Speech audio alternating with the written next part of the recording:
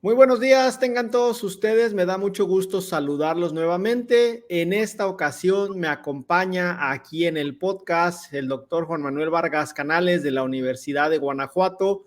Juan, un gusto tenerte nuevamente de vuelta por aquí. Ya has estado tú en varios episodios compartiéndonos sobre tus investigaciones. Primero que nada, ¿cómo estás?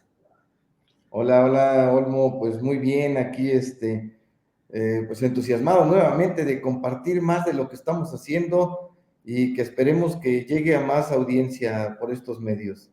Claro que sí, esa es la idea, la de divulgar el trabajo que tú y tus colegas realizan. En este caso, pues tienes una nueva investigación que acabas de publicar recientemente.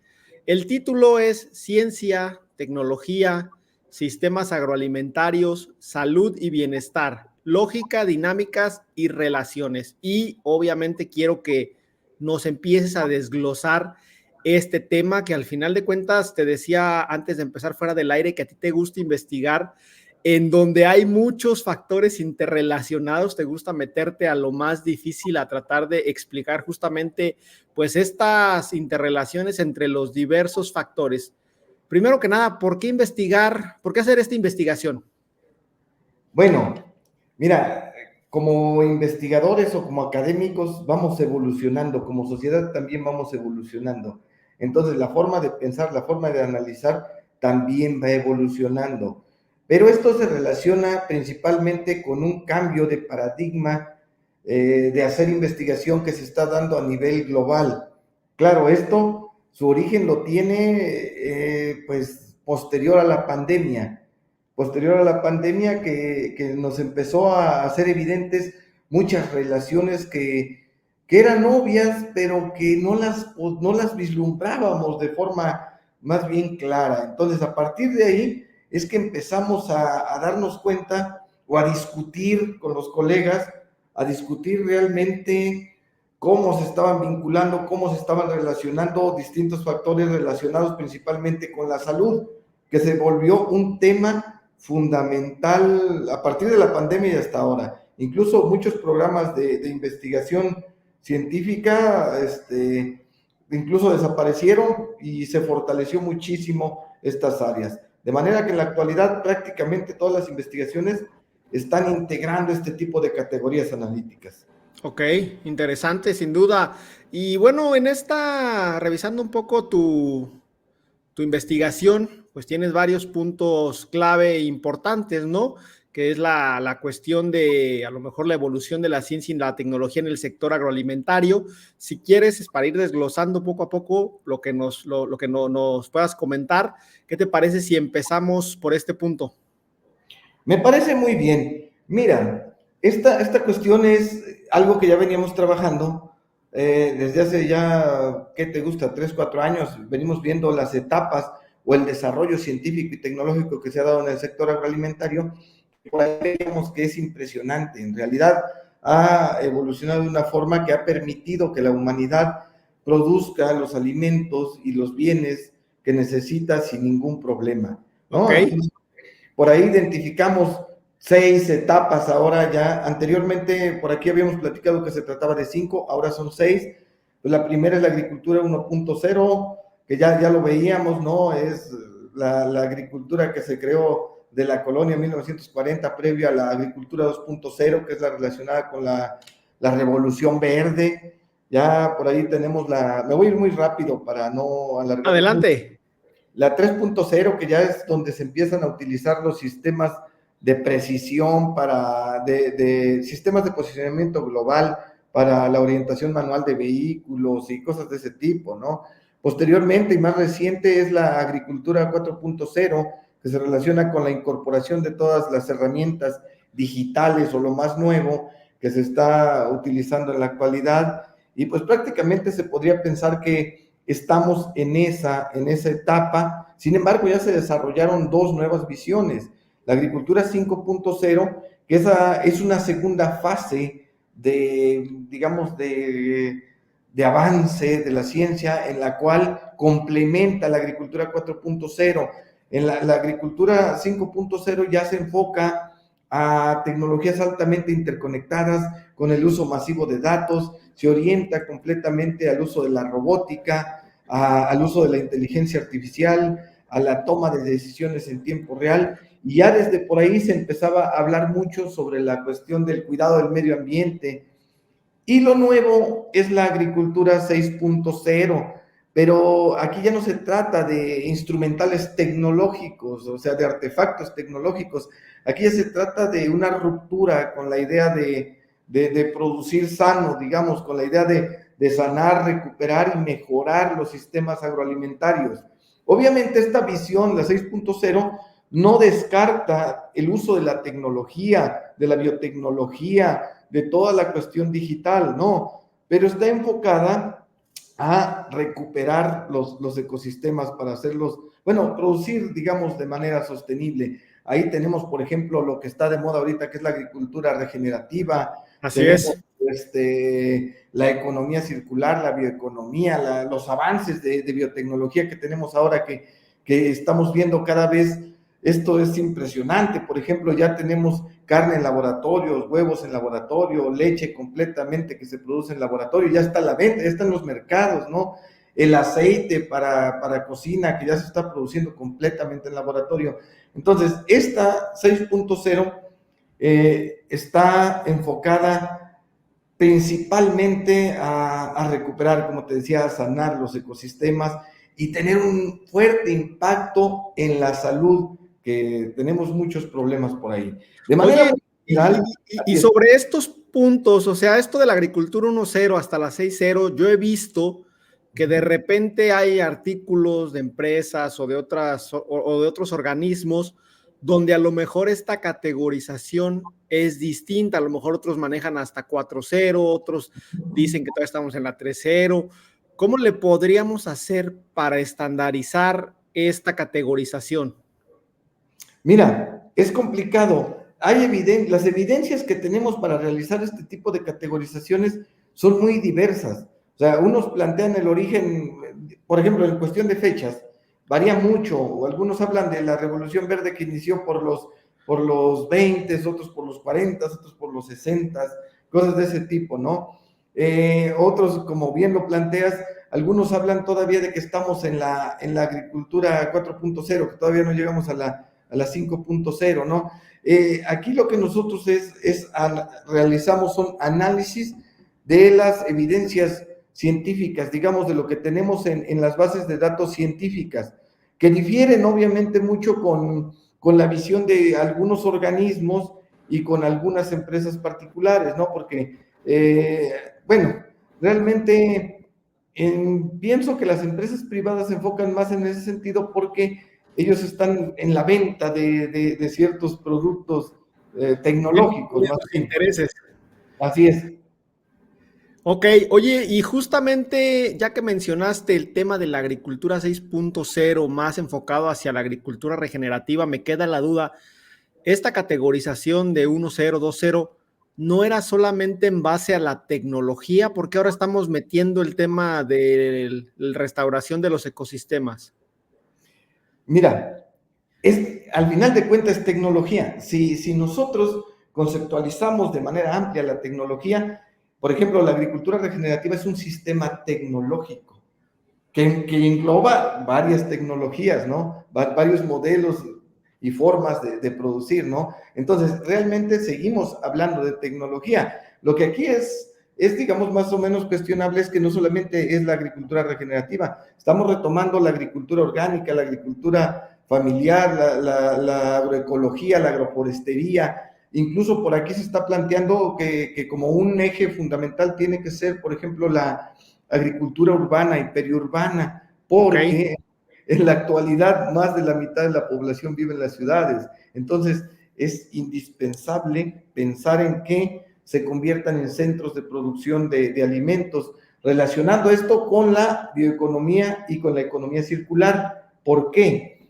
Porque recuerda que los costos más elevados en la cuestión, después de la producción, los costos más elevados están en el transporte. Ahora se habla mucho de los circuitos cortos, de los mercados cortos para evitar toda esta cuestión de los costos ambientales que tiene el transporte de mercancías hacia puntos muy lejanos como Europa, Asia, Y Estados también en Unidos, el Canadá, que transporte es son... cuando se tiene una buena cantidad de pérdida, ¿no? De productos. Sí, sí, claro. O sea, bueno, dentro de eso es que los costos más elevados se tienen ahí. Después de la producción, el costo más elevado, incluso es más elevado que la producción en gran parte de los casos, ¿eh?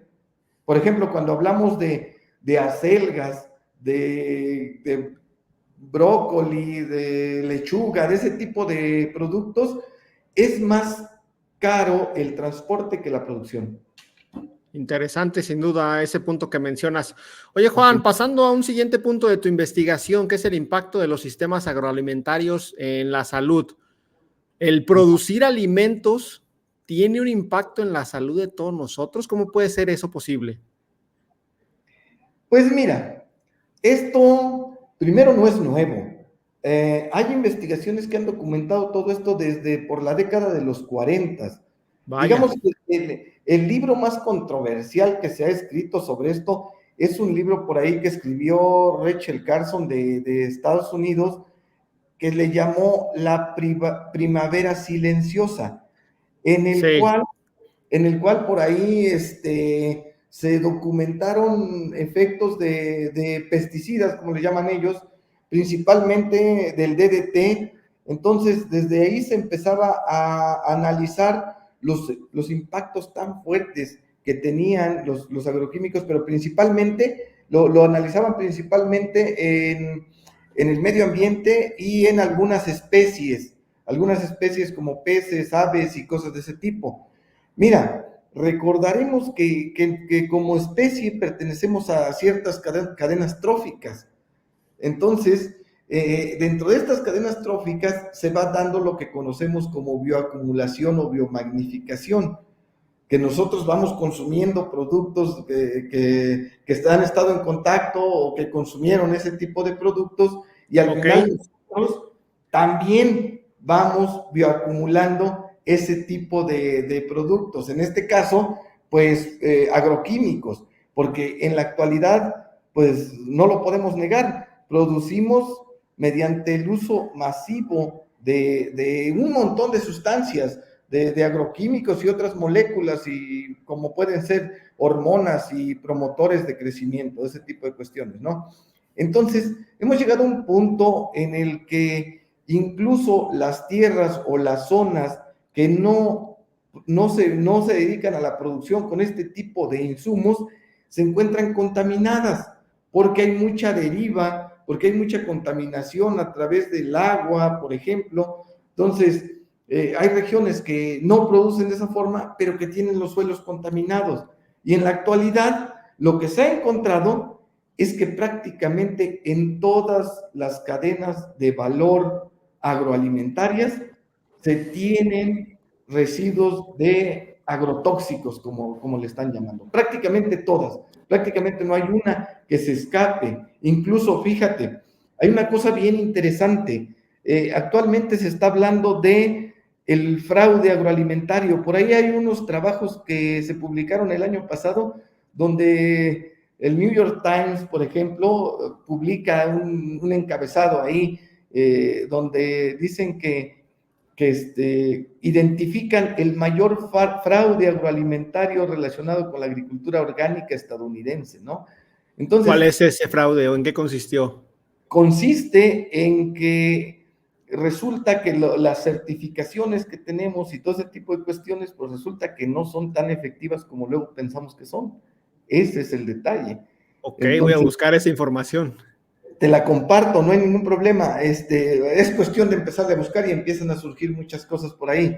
Entonces, el detalle es que no se tiene un control preciso de eso, ¿no? Entonces, en la actualidad, casi todos los productos agroalimentarios, o prácticamente todos, tienen residuos de agrotóxicos. Interesante y bastante importante poner este tema sobre la mesa, el hecho de que esto se venga poniendo, se venga discutiendo desde, como comentaste, esta obra de La Primavera Silenciosa. De hecho, por ahí creo que fue la base o sirvió como inspiración para una serie reciente en Netflix. No recuerdo en este momento el nombre, pero es justamente sobre eso, sobre develar cómo las cadenas agroalimentarias contaminan, tienen efectos sobre la salud.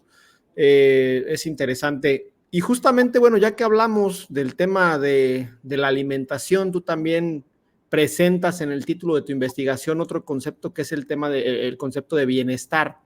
En este caso, ¿cómo se relacionan o si existe alguna relación directa que tú hayas detectado entre alimentación y bienestar?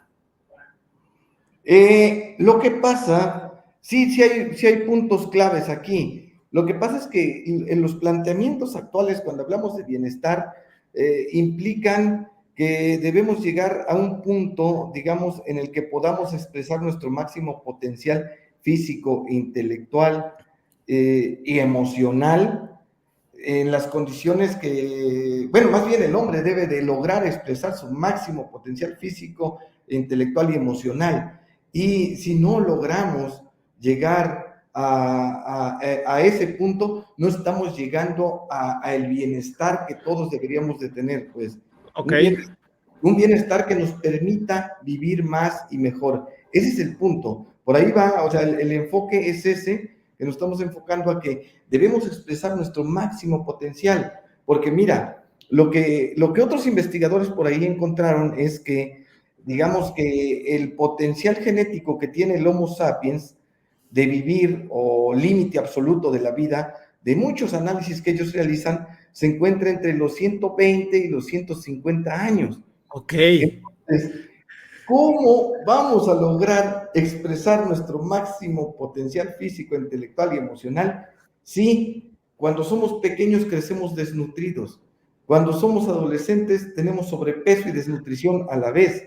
Cuando somos adultos empezamos a tener enfermedades crónico-degenerativas que se relacionan con el tipo de alimentación que tenemos, y ya cuando somos un poco más mayores empezamos a tener este tipo de enfermedades modernas que se relacionan todavía más con los agroquímicos, como son cánceres, Alzheimer y Parkinson, muchos trastornos mentales que se están relacionando mucho con este tipo de cuestiones. No logramos expresar ese máximo potencial genético porque no tenemos las condiciones óptimas de desarrollo. Incluso con la pandemia se redujo la esperanza de vida. Tú lo recordarás por ahí, ¿no? Los datos indican que se redujo la esperanza de vida. No me he Entonces, fijado, fíjate.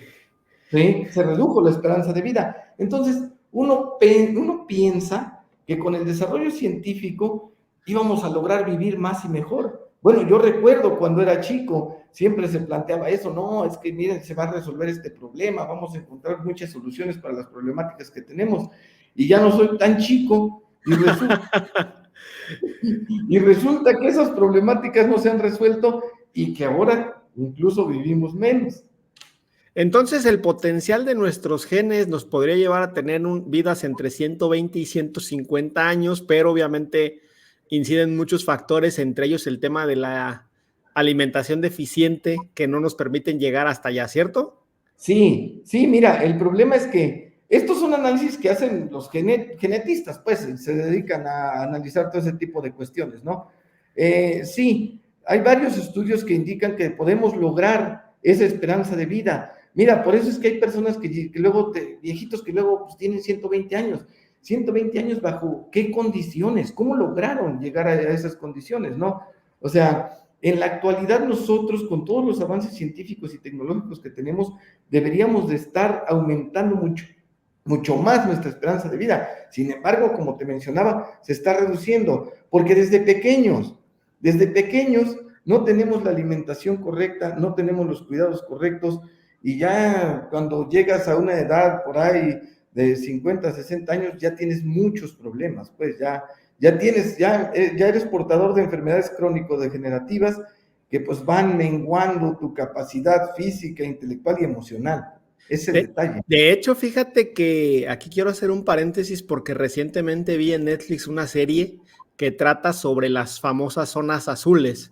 Un investigador se fue a diversas partes del mundo, a estas partes donde la gente llega a mayores edades, y empezó de como de 5 o 6 zonas, empezó a detectar cuáles eran los patrones que se iban repitiendo, porque en estas zonas azules pues hay gente que fácilmente llega a los 100, 120 años sin ningún problema, porque digo fácilmente porque son gente de 110 años y son completamente funcionales. O sea, caminan hacia el mandado, van a visitar a sus hijos, juegan, bailan, o sea, no es así que digas tú un joven de 18 años, pero ya, o sea, ya ver a alguien de más de 100 años que no esté en la silla de ruedas, sino que se esté moviendo es impresionante. Y pues básicamente con el mensaje que yo me quedé es buena alimentación, o sea, muchos alimentos frescos, muchos alimentos del campo, menos alimentos procesados. Ahorita hablamos sobre los alimentos ultraprocesados que también mencionas. Está el tema de movilidad física, no necesariamente como ejercicio, sino más bien que hagas una actividad diariamente que te haga estarte en constante movimiento, por ejemplo, jardinería, por ejemplo, ir al mandado, o sea, y el tercer punto era el tema de tener una comunidad que te soporte, ¿no? O sea, no estar solo, estar siempre en constante contacto. Entonces, por ahí, si alguien la quiere ver, no me acuerdo si se llama Blue Zones o Blue Dots, no recuerdo, pero está bastante buena. Y bueno, pues justamente toquemos el tema de los ultraprocesados. ¿Qué opinión tienes tú al respecto de consumir cada vez más ultraprocesados? Que es lo que yo pienso que consumimos cada vez más. No sé si esto sea lo que tú has detectado. Sí, mira, un poco retomando lo que planteabas, esto tiene un origen, todo esto tiene un origen, es el alejamiento de los hábitos del Homo sapiens con su biología. O sea, en la modernidad actual nos resistimos a vivir, a ser lo que somos, pareciera, ¿no? O sea, a llevar una dinámica de Homo sapiens, ¿no? De la dieta, de las dinámicas, de las formas de hacer las cosas. Y Ajá. entonces empezamos a transformar nuestros alimentos. Primero nosotros como americanos o que vivimos en América Latina, las transformamos cuando llegan los europeos y transforman nuestros sistemas agroalimentarios, ¿no? Y después los empezamos a transformar mucho más con esta onda que dices de los ultraprocesados.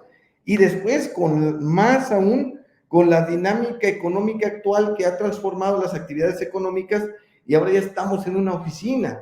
Entonces, estamos transformando nuestros hábitos de movilidad y ahora más todavía con la pandemia en la que nos alejamos. Ahora ya estamos trabajando a distancia, más aislados y cuestiones de ese tipo, ¿no?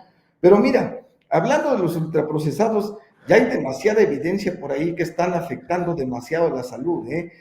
El problema de este tipo de asuntos que estamos discutiendo el día de hoy, como lo de los agroquímicos y su relación con cánceres o con enfermedades de ese tipo, es lo mismo que pasa con lo de los ultraprocesados. Identificar con claridad que esto me está causando muerte prematura o me está causando cáncer es muy complicado. En realidad las empresas es como están debatiendo este tipo de cosas, ¿no? Lo que se ha hecho en relación a los ultraprocesados es que se ha encontrado una relación directa entre el aumento de consumo de ultraprocesados y el aumento de la mortandad. Esa es la realidad, ¿no? Entre más consumimos productos ultraprocesados, más aumenta la mortandad a nivel general, no solamente en un lugar o en un país. Ahora, el problema de los ultraprocesados no solamente es eso, es que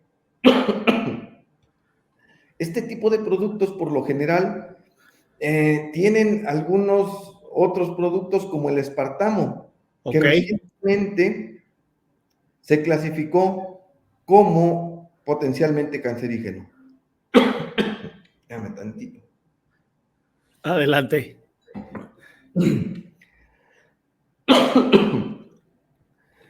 El aspartamo, fíjate que es un ingrediente que en la actualidad lo tenemos en más de 5,000 productos alimenticios. Vaya. Sobre todo en los que son dietéticos. Cuando surge... Qué bueno que no hago dieta. Sí, pues, mira, cuando se clasifica como potencialmente cancerígeno, la Agencia Internacional para la Investigación del Cáncer lo clasifica como cancerígeno, muchas empresas empiezan a decir, miren, sí, sí es potencialmente cancerígeno. Sin embargo, llegar a la dosis máxima letal, pues es muy complicado. Recuerda que existe la dosis máxima Sí. letal, es una clasificación que se relaciona precisamente con la bioacumulación y la biomagnificación. El detalle es que dice, bueno, pues es que una persona para que pueda empezar a tener problemas necesita estar consumiendo 14, 15 cocas dietéticas por día, lo cual es muy complicado, ¿no? Que no dudo que haya personas que las Yo consuman. creo que sí, sí las hay. Ahora, el detalle no es ese, el detalle es que los organismos vivos no desechamos todo lo que consumimos, entonces vamos bioacumulando ese tipo de cuestiones. Y ¿cuándo vamos a llegar a la dosis letal? No lo sé. Entiendo entonces, Juan, que el tema de los ultraprocesados como tal, las problemáticas que venimos acarreando se deben muchas veces o en su gran mayoría de veces por todos los aditivos de cualquier tipo que se le tienen que poner, ¿no? Pensemos, por ejemplo, un plátano, una vez que se corta de campo, pues ¿cuánto te puede durar el plátano fresco sin agregarle nada? Pues estás hablando a lo mejor de una semana, un par de semanas, cuando mucho, ¿no? Obviamente aquí está el tema de los frutos climatéricos y no climatéricos, cuánto te duran, pero por ejemplo tenemos ahora comida en el refrigerador que puede durar 6 meses, un año, incluso la comida enlatada te puede durar varios años, pero me imagino que buena parte de esos productos en parte duran eso por los aditivos y eso es lo que nos hace daño, ¿no? No estamos acostumbrados a eso, ¿no? Así es. Mira, volvemos otra vez a la evolución del Homo sapiens. El Homo sapiens evoluciona muy lentamente. Vamos, técnicamente nos vamos adaptando a los cambios, ¿no? Técnicamente nos vamos adaptando, pero adaptarse a estos cambios que como especie hemos generado es prácticamente imposible. Mira, la leche, que es uno de los productos, de los primeros productos que empezamos a consumir como sociedad, no hemos logrado adaptarnos a consumir la leche, por eso es que nos volvemos intolerantes a la lactosa. Sí. Realmente no es que seamos intolerantes, no debiéramos consumir leche después de cierta etapa de nuestra vida, ¿no? Pero el punto es, como ejemplo, sirve para darnos cuenta que decía, un producto natural que consumimos en etapas tempranas de nuestra vida, nos volvemos o somos intolerantes porque no debemos consumirla a pesar de que llevan cientos de años consumiéndola como sociedad, no hemos logrado evolucionar y adaptarnos a eso. Imagínate cómo vamos a lograr adaptarnos a moléculas inorgánicas que se están relacionando, por ejemplo, con el uso de aditivos en los ultraprocesados o con los agroquímicos que se están utilizando en la producción agrícola. Es prácticamente, bueno, esperemos que algún día logremos adaptarnos y que procesemos o metabolicemos ese tipo de productos y que no nos hagan daño. Pero yo en el corto y largo plazo lo veo complicado. Lo que pasa es que la evolución lleva cientos o miles de años, pues, para que una especie logre evolucionar. Ahora, hay especies que evolucionan muy rápido, por ejemplo, las bacterias, los virus, esos Sí. evolucionan muy rápido, pero está determinado por el nivel de complejidad que tiene como especie, como virus, ¿no? Ese tipo de cuestiones que son mucho más sencillas que nosotros, pues. Todas estas interrelaciones entre la ciencia, la tecnología, la alimentación, la salud y la agricultura, las estamos tratando de empezar a tocar por encima aquí y ya voy entendiendo yo que son cuestiones complejas. ¿Crees tú que la tecnología en un futuro nos pueda ayudar para simplificar el entendimiento de estas interrelaciones, de que digas, de que puedas entender de manera directa un aditivo de un alimento exactamente qué puede causar? No, no sé, pienso a lo mejor con inteligencia artificial empezar a detectar patrones, no sé.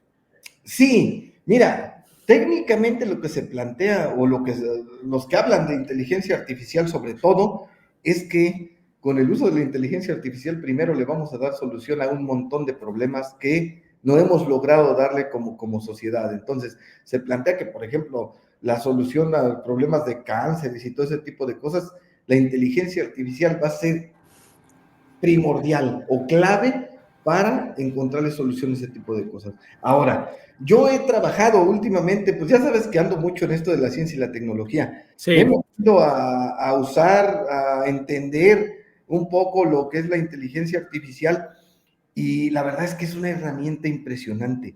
Sí nos ayuda a entender, a comprender mejor al menos lo que estamos tratando de analizar, porque tiene la capacidad de condensarte un mundo de información de una forma muy sencilla, de una claridad muy sencilla y además trata de analizar la totalidad, ¿no? Cuando uno se mete al tratar de analizar esto, pues deja muchos espacios ahí que no entiendes, que no comprendes.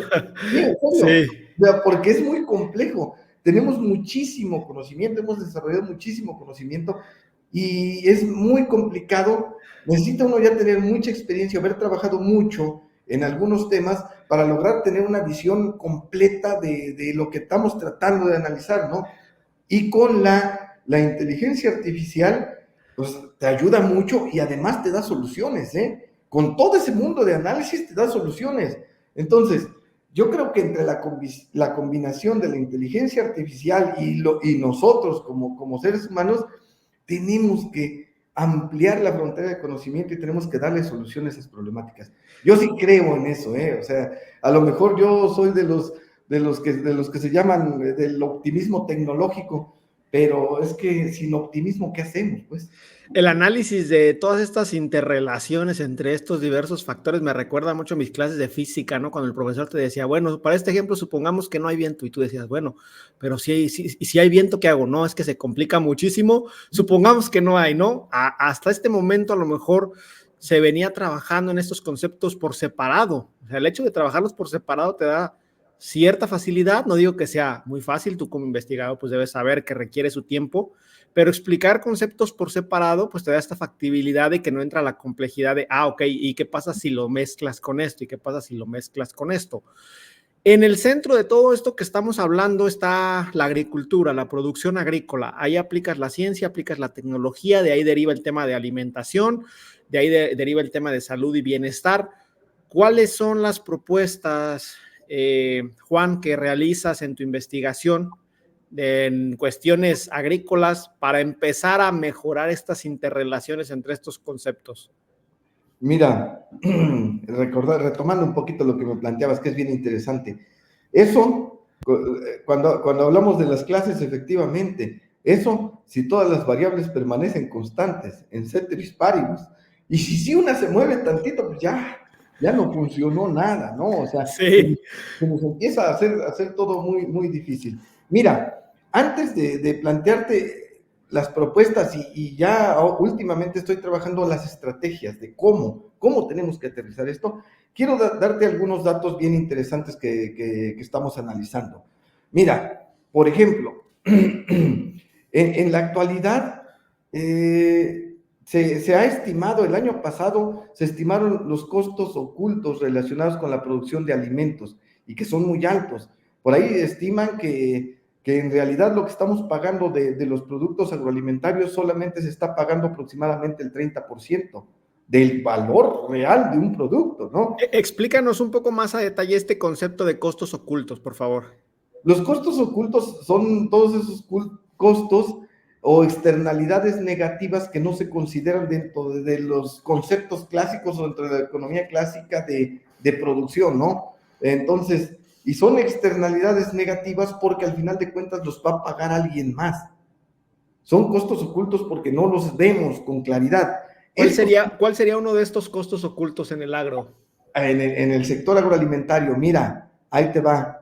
El costo oculto cuantificado para el 2020 es aproximadamente de 12.7 billones de dólares del Producto Interno Bruto, que es una cantidad impresionante de dinero, ¿no? Es enorme esa cantidad. ¿Cuáles son los costos ocultos a los cuales se asocia? 73% de eso se asocia a los costos ocultos relacionados con la salud. 20% se asocia a los costos ambientales y 4% se asocia a los costos sociales.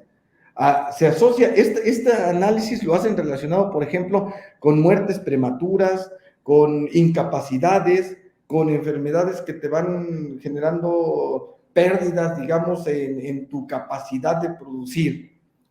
Así es más o menos como se están asociando este tipo de costos ambientales. Por ejemplo, que un costo oculto en el caso ambiental es si un agricultor paga cierta cantidad por el agua que necesita de riego, seguramente no está pagando lo que el agua podría llegar a valer, ¿no? Porque es un recurso vital para la humanidad.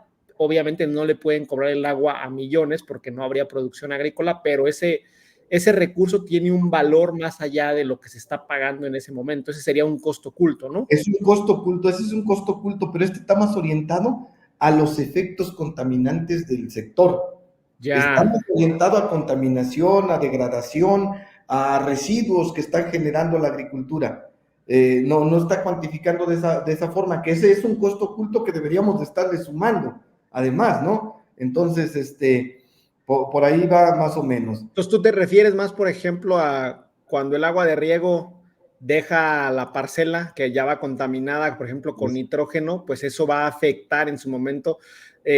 Por ahí dicen que ya los océanos están sobrenitrificados, ¿no? Y que incluso esto del sargazo y todas estas algas, pues crecen exponencialmente por esta cuestión. Ese sería un costo oculto, ¿no? Así es, son costos ocultos, son externalidades negativas que se llaman en economía.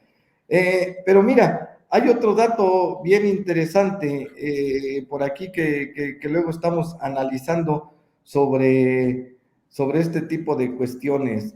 Mira, por aquí se dice que el consumo de alimentos poco saludables es una de las principales causas de muerte en el mundo y se estima que las enfermedades crónicas relacionadas con la dieta fueron responsables de 11 millones de muertes prematuras y 255 millones de enfermedades atribuibles a factores de riesgo alimentarios. Entonces, Vaya. es impresionante. Ahora, si nos vamos a analizar, por ejemplo, cuántos millones de personas se enferman por estar en contacto con agroquímicos, que son principalmente los trabajadores agrícolas y los productores agrícolas, es un mundo impresionante, ¿eh? O sea, se habla de más de 300 millones de personas que se están envenenando año con año, pues.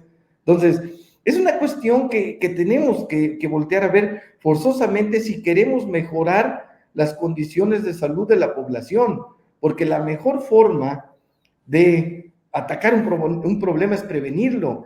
Y hace rato cuando hablabas de que analizamos las cosas de forma aislada, este tipo de cuestiones las empezamos a analizar porque hay análisis que analizan, por ejemplo, la diabetes mellitus, que se relaciona también con los agroquímicos, y que tenemos colegas que están analizando ese tipo de cuestiones, pero la están analizando de forma aislada. Y tenemos personas que están analizando, por ejemplo, la contaminación de los mantos freáticos y de los ríos de los agroquímicos, y la están analizando de forma aislada.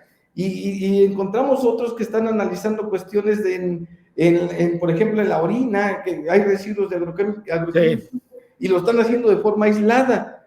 Pero cuando empezamos a discutir este tipo de cosas, nos dimos cuenta de que el origen de todo esto está en el sector agroalimentario. O sea, el origen de todo esto es el sector agroalimentario y es donde tenemos que transformar la producción agrícola. Vaya, no, pues sin duda esas cifras que mencionas son impactantes y lo más interesante de todo es que, pues al no poderse medir con exactitud, son estimaciones. Hay una probabilidad de que nos estemos quedando bajos todavía en esos números y de que la problemática sea todavía mayor. Pues, Ajá, adelante. pues sí, mira, hay mucho debate sobre este tipo de cuestiones. Yo he estado cada vez, mira, lo bueno es que cada vez se debate más. Lo que tenemos que hacer es, pues, ponernos a trabajar con mayor seriedad, porque no estamos hablando de cualquier cosa. Y los problemas de salud, pues no los vemos, no son incluso ni importantes ni relevantes hasta que chocan con tu vida, hasta que llegan a tu vida es cuando se vuelven realmente importantes y relevantes, ¿no? Ese es el problema de la salud. Ahora, lo que se estima es que este tipo de cuestiones de las problemáticas de las enfermedades modernas que les están llamando como es la diabetes, los cánceres, el Parkinson, el Alzheimer, los problemas psicológicos y psiquiátricos, son las enfermedades modernas. Todas estas se relacionan con la alimentación y con cierto tipo de producción. Ahora, el detalle aquí es que se esperan proporciones pandémicas en los próximos años. Ay, O sea, caray. esta dinámica que traemos, fíjate, hace 20 años, cuando escuchabas hablar de cáncer era raro. Hace 20 años, cuando escuchabas hablar de Parkinson, de Alzheimer, era raro. Escuchar hablar de problemas psicológicos o psiquiátricos era raro. Ahora es Lo más moda. común. Hasta Así es. pareciera que es la moda. Imagínate cómo va a estar esto dentro de 20 años si continuamos con esta dinámica. Ay, ay, ay. Propuestas, recomendaciones, ¿qué es lo que has plasmado tú al final de tu investigación? Mira, las propuestas te las voy a plantear rápido porque ya las estuvimos platicando acá cuando analizábamos lo de los 7 pecados, que hemos ido afinándolas. Claro que tenemos más base para decir que esas son las correctas, también es cierto. Mira, hablamos tenemos que retomar la agroecología y la agroforestería, que estos sistemas de producción son tradicionales, siempre han existido. Lo interesante de aquí es que, pues digamos que hay cierta armonía con los procesos ecológicos, que es lo que necesitamos, volver a esa parte, volver a la armonía, volver a acercarnos otra vez a la cuestión biológica del Homo sapiens. Tenemos por ahí a la agricultura orgánica, que esta está creciendo a tasas importantes anualmente. Es importante esta cuestión que está creciendo mucho porque se está demandando mucho. ¿Por qué se está demandando mucho? Porque las sociedades cada vez son más conscientes de este tipo de cuestiones que estamos viviendo. A partir de la pandemia se transformó un poco más la demanda y se está demandando mucho la agricultura orgánica, ¿no? Y bueno, es lo mismo. Pues, trata de producir de forma armónica con métodos agronómicos, biológicos y mecánicos. Aquí el detalle es que es la más vinculada a los fraudes agroalimentarios y tenemos que buscar la forma de solucionar eso, ¿no? Otro sistema de producción es la agricultura familiar, que ya lo habíamos discutido. Tiene la capacidad de producir el 80% de los alimentos a nivel global. Además, fíjate, más del 50% de las empresas y de los empleados que trabajan en pequeñas empresas a nivel mundial trabajan en estas pequeñas unidades de producción. No son las grandes empresas las que realmente producen la mayor parte de alimentos, porque cuando empezamos a plantear este tipo de estrategias, siempre plantear, eso es imposible. Primero, esto debe ser paulatino. Okay. Se debe impulsar de forma paulatina, obviamente, de aquí a mañana no vamos a poder, ¿no? Okay. Pero hay potencial, hay capacidad. Otra, la agricultura urbana y periurbana, que como te decía, en la actualidad más de la mitad de la población a nivel mundial vive en las ciudades. Tenemos que hacer que las periferias, que las ciudades, que los espacios que están por ahí, que no están siendo utilizados, produzcan sus propios alimentos. Entonces, a nivel mundial esto se ve como una estrategia que se tiene que impulsar como una prioridad también, ¿no? Ahora, pues a estos hay que, obviamente, integrarles toda la tecnología moderna que tenemos, que está en la agricultura 4.0 y 5.0. Tenemos que utilizarla, pero tenemos que utilizarla de forma apropiada. Debemos desarrollar la capacidad como ingenieros, como investigadores, de llevarla a los productores, a los pequeños productores, que eso es la gran complicación que tenemos de este tipo de cuestiones, pero debemos de desarrollar esa capacidad de adaptarla a esos pequeños productores que son los que están produciendo los alimentos y que son los que menos acceso tienen a este tipo de cosas. Y la otra alternativa es que tenemos que cambiar como sociedad en nuestras relaciones. Yo sé que esto es lo más complicado, ¿no? O sea, eso de pensar en un sistema económico que sea más equitativo, que sea más recíproco, que sea más de cooperación, que sea más de asociación, es difícil, pero tenemos que romper con esa dinámica en la que solo importan mis intereses, porque si seguimos con esa lógica de la economía neoclásica, vamos a acabar con todos los recursos. O sea, no tenemos otra opción más que cambiar, darle un giro, y nosotros planteamos que la economía social solidaria puede ser una estrategia, que tenemos que trabajarla, que tenemos que mejorarla, eso es cierto. Sin embargo, si continuamos con la lógica de la economía neoclásica, insisto, por más eficientes, por más racionales, por más óptimos procesos de producción que tengamos, vamos a agotar todos los recursos naturales porque son finitos. Esa idea de que son infinitos debemos de erradicarla de nuestro pensamiento por completo. Son finitos y estamos acabando con ellos. Cada vez tenemos más problemas de escasez de agua y de todos los recursos, no solamente del agua. Entonces, con estas propuestas, lo que planteamos es que se puede mejorar e incrementar la diversidad de alimentos, que como anteriormente lo decías, los hemos reducido mucho. Anteriormente eran mucho mayores. Con esto planteamos mejorar la nutrición a través de dietas culturalmente apropiadas y de mejor calidad.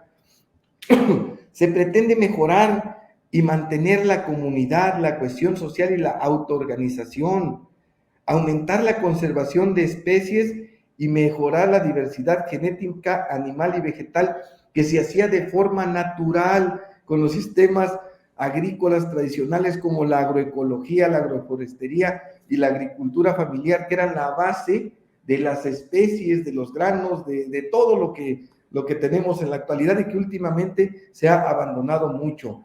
Con esto se pretende también aumentar la autonomía financiera y reducir la dependencia de insumos externos. O sea, el futuro se espera que tengamos cada vez mayor inestabilidad económica, ya lo vemos. Esto empezó con la guerra de Ucrania, luego ya ahorita estamos con Israel, y sabrá Dios qué esté pasando ahí en Medio Oriente, qué vaya a pasar, ¿no? O sea, pero lo seguro es que los conflictos bélicos van a aumentar y eso va a aumentar la incertidumbre y la inestabilidad económica. Y bueno, se pretende con esto mejorar la seguridad alimentaria, la salud y el bienestar. Básicamente, lo que tú me dijiste o lo que yo quise entender es que el capitalismo nos está llevando al barranco a la humanidad, ¿no? Este consumo excesivo de recursos para generar una plusvalía, ¿cómo se podría decir? Para generar una ganancia, un retorno sobre la inversión, ¿es algo que debemos revertir entonces en la agricultura de alguna manera? Sí, mira, el límite máximo, lo máximo que hemos llegado en esta dinámica, en esta lógica de la economía actual, que no está mal, pero tenemos que transformar, es, por ejemplo, la obsolescencia programada. O sea, ¿cómo es que mi computadora la tengo que cambiar dentro de un año, que mi teléfono dentro de medio, porque ya no me sirven, porque ya hay nuevas tecnologías? En vez de que se adapten y que sigan siendo funcionales, no. Digamos que el límite de esta idea es la obsolescencia programada. O sea, tenemos que cambiar eso. Tenemos que cambiar en una economía para la vida, para el bienestar, para la salud de todos. Ese es el punto, ¿no? Y bueno, esto ya se documentó, tiene casi 100 años. Hay un autor por ahí que se llama Polanyi, se apellida Polanyi, que hablaba de la gran transformación. En 1947 publicó ese libro y no le hemos logrado dar. O sea, casi 100 años que se está diciendo tenemos que cambiar, tenemos que cambiar, tenemos que cambiar, y no cambiamos. Sin embargo, los límites cada vez están más cerca, ¿eh? O sea, y las problemáticas que estamos teniendo cada vez son más fuertes, ¿no? Entonces, ahí tenemos que modificar muchas cosas.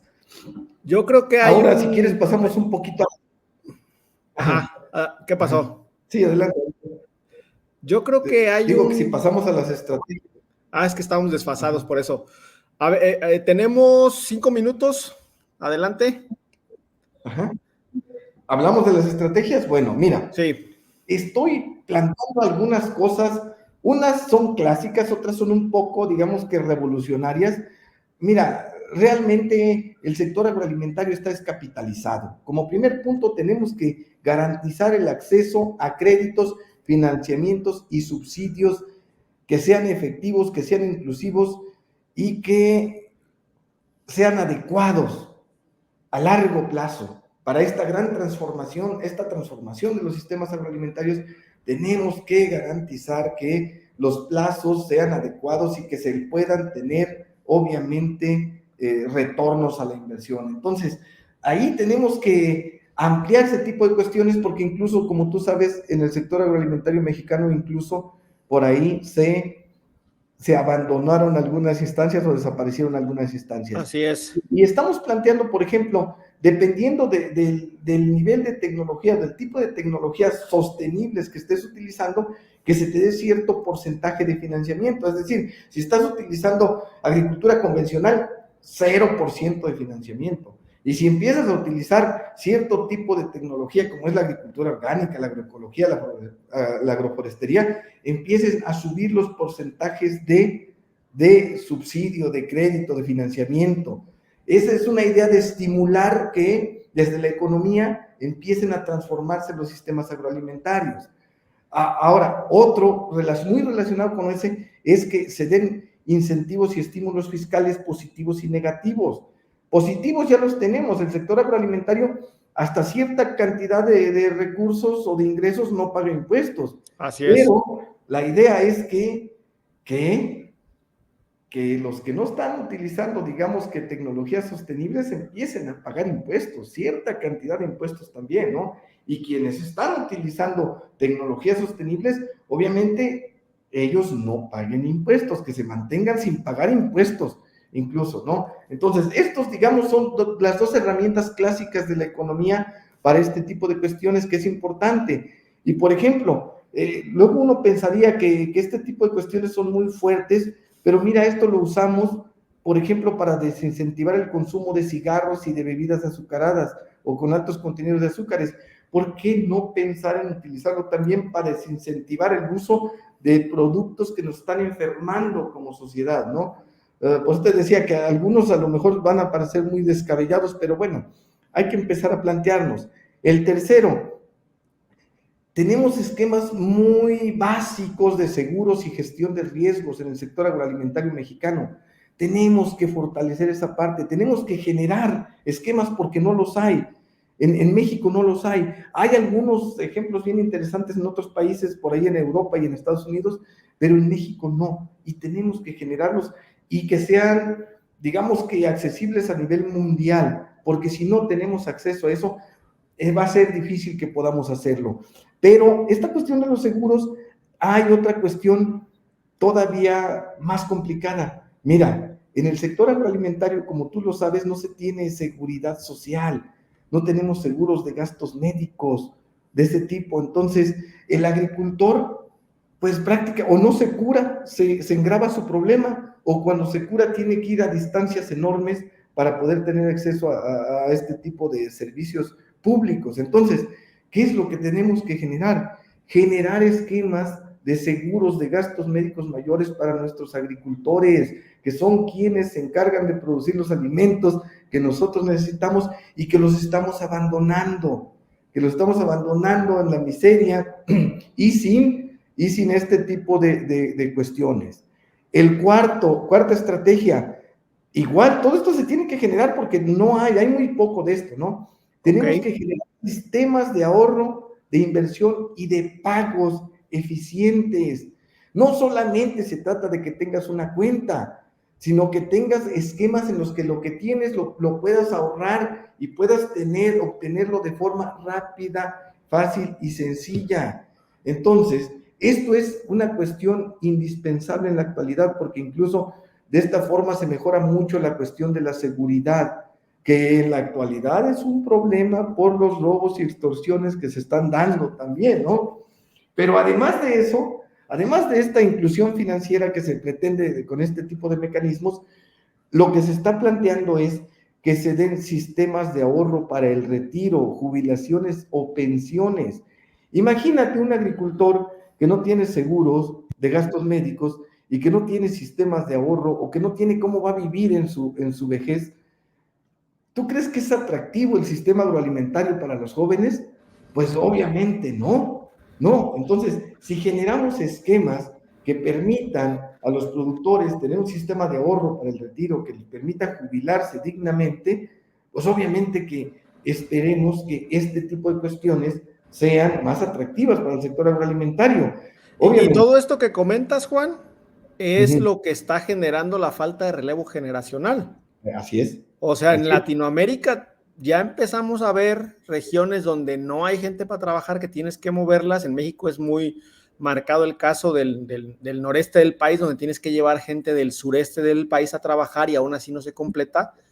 Pero me viene aquí a la mente el caso ya de países como España, Francia, Alemania, donde no hay relevo generacional para la agricultura, donde realmente hay 100% de empleabilidad cuando los egresados de alguna carrera agronómica salen al mercado laboral, y aún así la gente ya no, o sea, las nuevas generaciones en este caso ya no quieren entrarle al campo, prefieren otros trabajos en otras industrias.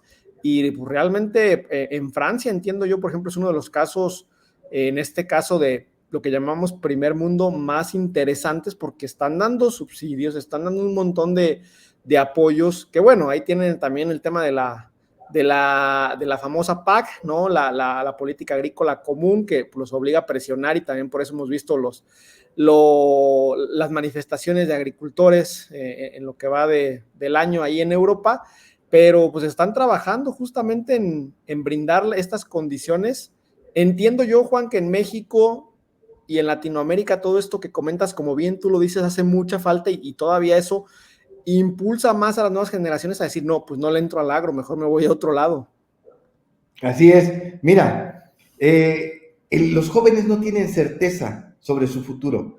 ¿Por qué? Porque no tenemos sistemas formales de ahorro, de seguros, de todo ese tipo de cuestiones. Entonces no es atractivo. Los jóvenes que están entrando a trabajar, fíjate que por ahí haciendo un acercamiento rápido a este tipo de problemática, prefieren trabajos, aunque sea de cajeros, en alguna de esas empresas que hay por ahí, que no voy a decir los nombres, pero prefieren trabajar de cajeros ahí, aunque ganen menos, pero tienen acceso a seguro médico y tienen acceso a jubilación, pensión y retiro, pues digámoslo así, ¿no? Les da más certeza eso y prefieren estar en eso porque en el sector agroalimentario no se tienen este tipo de sistemas formales. Ahora, como te digo, se tienen que desarrollar, los tenemos que desarrollar como sociedad, y uno pensaría que es muy caro, pero mira, ya con los datos que te di nos podemos dar cuenta que no es caro hacer este tipo de cuestiones. O sea, no es caro, la salud no. Esto es incluso lo más económico, lo más barato y lo más viable que tenemos que hacer. Por ahí en algunos foros que he participado, luego me dicen, es que la agricultura orgánica es muy cara, es que los sistemas de certificación son muy caros, es que la sostenibilidad es muy cara. Les digo, señores, esto es lo más económico, lo más barato que tenemos si consideramos todos los costos a la salud, al medio ambiente y a todo lo que dejamos de Lo que pagar. pasa es que es caro si se compara con el aparente no hacer nada, ¿no? Oye, no tengo que invertir nada de este lado y acá tengo que invertir, pues es caro, pero ya cuando entendemos estos costos ocultos que mencionas, estas interrelaciones de sabes que no inviertes aquí, después vas a tener una generación, una tercera edad toda malnutrida o con problemas de salud, que vas a tener que meterle un montón de dinero para el tema de seguridad social, pues obviamente ahí es donde ya los costos de no haber prevenido todo este tipo de cuestiones se magnifican. Así es, así es. Sí, ese es el gran detalle. Entonces, cuando un familiar tiene cáncer, ya todo se vuelve barato. Sí, ¿Por sí, qué? sí. Porque el tratamiento es costosísimo, ¿no? Y no hay garantía de nada, además. Pero Así bueno, es. continúo. El quinto, y como podemos, la quinta estrategia, y como tenemos que empezar a regular este tipo de cosas, es con las certificaciones y acreditaciones accesibles y efectivas. Pero no solamente con eso, necesitamos normas claras y sanciones claras para persuadir de que se cometan los fraudes agroalimentarios. Sí tenemos que impulsar las certificaciones y las acreditaciones, pero tienen que ser transparentes, confiables, accesibles, efectivas, porque de lo contrario estamos peor, porque quien piensa que está consumiendo un producto sano o inocuo, resulta que pues prácticamente tiene los mismos efectos que cualquier otro, ¿no? Entonces, ese es el punto. Ahora, tenemos que entrarle fuerte a los programas de capacitación en tres sentidos básicos. Mira, tenemos que entrarle, nos guste o no, estamos transitando a la digitalización de todo, a la virtualidad de todo. A nuestro sector agroalimentario necesitamos capacitarlo sobre ese tipo de tecnologías y eso es prioritario. Segundo, tenemos que capacitarlos en cuestión de tecnologías sostenibles, lo que hemos estado platicando, tecnologías sostenibles, una fuerte capacitación para que se apropien de los principios y los apliquen a sus sistemas de producción. Y uno cuarto, que se ha abandonado mucho o que se ha planteado por ahí pero que no se ha aterrizado, tenemos que capacitarlos en cuestiones financieras, porque es una debilidad que tenemos. En toda la cuestión financiera de los negocios se tienen que estar capacitando, si no, nunca vamos a tener retornos realmente de los créditos que se están dando, de las tecnologías que se están utilizando, nunca vamos a tener realmente un impacto. Tenemos otro tipo de cuestiones que tenemos que hacer. Por ejemplo, tenemos que promover el comercio e intercambio justo, porque si no, nunca vamos a llegar a tener una vida digna de la gente que trabaja en el sector agroalimentario. Entonces, tenemos que revalorar al sector agroalimentario todos los consumidores. No lo valoramos porque no vemos las relaciones que hay ni las implicaciones tan fuertes que tiene. Incluso, por ejemplo, la comunidad que es vegetariana, vegana, todo ese tipo de cuestiones, a lo mejor piensan, pues yo estoy comiendo sano, pero en realidad no sabemos cómo está comiendo, o sea, qué características tienen los productos que está comiendo. Bueno, exacto. Ahora, esto es a largo plazo y se requieren otras dos cosas fundamentales: inversión en investigación y desarrollo. Necesitamos fortalecer mucho este tipo de tecnologías, porque si tú recordarás lo que es la agroecología, la agricultura familiar, la agroforestería, digamos que se marginó mucho con la Revolución Verde, y el desarrollo científico y tecnológico en ese sentido igual está muy limitado, está retomándose mucho en la actualidad, pero necesitamos mejorarlo mucho y ver cómo la hacemos converger con la agricultura 4.0, 5.0 y todo ese tipo de cuestiones, ¿no? Entonces, necesitamos invertir mucho en inversión, en la investigación y en el desarrollo de este tipo de temas, pues. Y programas fuertes de divulgación, Nuestra sociedad tiene el derecho de saber qué es lo que está pasando, porque lo peor que te pasa es que te enfermes y no tengas ni idea de por qué te enfermaste o cuáles son las causas de esto. O sea, cuando menos tenemos derecho a estar informados y a saber, como el que fuma o como el que bebe, lo hace conscientemente, sabe que el cigarro le va a causar ciertos Sabe que problemas. después la va a pagar. Así es, pero el que come, sobre todo, por ejemplo, los que comen técnicamente sano, los que hacen deporte, los que compran productos certificados, orgánicos o inocuos, y que al final resulta que pues puede ser que sí, puede ser que no. Entonces, creo que tenemos derecho como sociedad a saber siquiera qué estamos comiendo, pues. Creo que esa sería una excelente conclusión para este episodio, el de tenemos derecho como sociedad, como individuos, a saber qué estamos consumiendo. Juan, al final creo que nosotros podríamos seguir aquí platicando varias horas porque cada respuesta que diste salen más temas y más conceptos que podríamos mencionar. El tema de el financiamiento y el aseguramiento en el agro creo que es otro que podemos tocar nosotros en alguna otra conversación porque ahí hay muchísimo que se puede comentar al respecto y tú desde tu punto de vista como investigador científico creo que puedes darnos justamente los datos de lo que hay actualmente y tus opiniones al respecto. Sin embargo, aquí le vamos a dejar en esta ocasión. Juan, pues muchísimas gracias por esta conversación tan interesante. Al contrario, Olmo, muchas gracias y espero que sea muy escuchado y sea muy polémica esta plática que tuvimos, porque necesitamos generar masa crítica y necesitamos mucho trabajo, todos, todos, consumidores, profesores, productores, investigadores, todos tenemos que estar trabajando por mejorar nuestra vida. Pues es nuestra vida, no es otra cosa.